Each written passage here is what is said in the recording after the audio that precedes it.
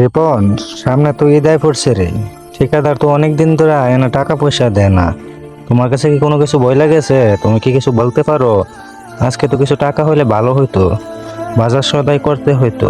আপনি আমার কাজ আনছেন, আপনি টাকা দিলেন, কন্ট্রাক্টর আপনি গিয়ে বিচার।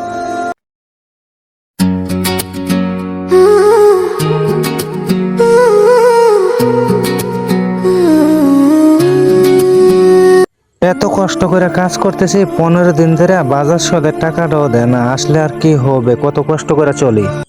কিতা মিস্ত্রি সাহেব, কাজ কতটুকু আগাইছেন? এই তো মোটামুটি আগাই গেছে গা, আর বেশি নাই। 2-4 দিন কাজ করলে শেষ হয়ে যাবো গা। সামনে 2 ঈদ আইতাছে। মিস্ত্রি সাহেব তাড়াতাড়ি করে শেষ করলাম, সামনে ঈদ পড়ছে।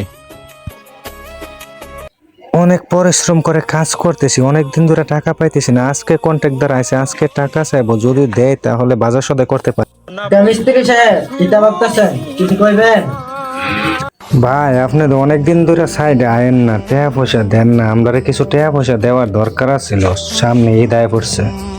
আল্লাহ, সামনে ঈদ, ঠিকাদার যদি কিছু টাকা দেওয়া যায় তো ভালোই হইতো।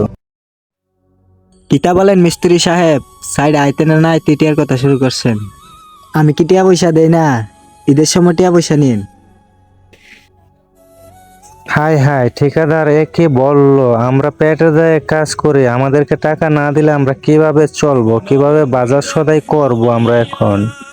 মিস্ত্রি সাহেব তাড়াতাড়ি করে শেষ করলাম, সামনে ঈদ পড়তেছে, বাসা যাই।